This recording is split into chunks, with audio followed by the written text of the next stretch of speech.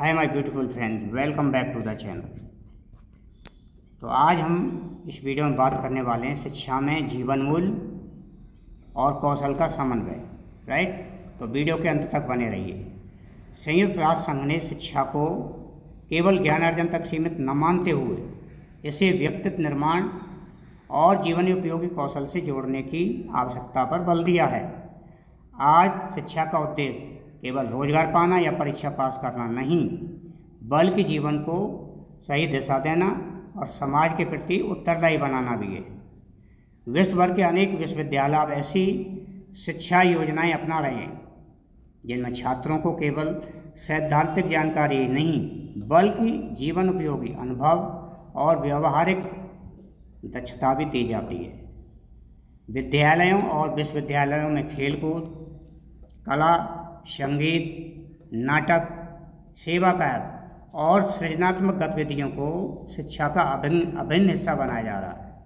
इसका उद्देश्य यह है कि विद्यार्थी अपनी अंतर्निहित क्षमताओं को पहचाने और उनका समाज उपयोगी विकास कर सके। University of London, Harvard, Cambridge और टोक्यो जैसे विश्वविद्यालयों ने लंबे समय से इस दिशा में कार्य किया है।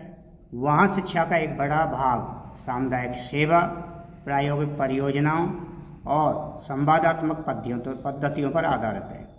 इसी प्रकार भारत में भी अभी यह आवश्यकता महसूस की जा रही है कि हमारी शिक्षा पद्धति केवल अंक और डिग्री तक सीमित न रहे, बल्कि विद्यार्थियों के भीतर आत्मविश्वास, सहिष्णुता, नेतृत्व और नैतिकता का भी विकास करे।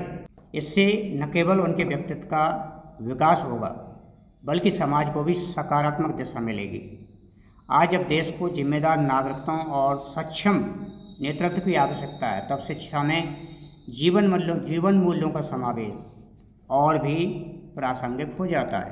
केवल नौकरी पाने के लिए नहीं, बल्कि जीवन को अर्थपूर्ण बनाने के लिए शिक्षा को आत्मविकास और लोक मंगल से जोड़ना समय की मांग है।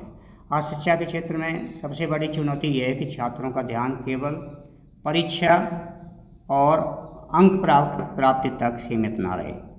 विद्यालय और महाविद्यालय यदि केवल रोजगार की दृष्टि से शिक्षा देंगे, तो विद्यार्थी जीवन उपयोगी ज्ञान और संस्कारों से वंचित रह जाएंगे।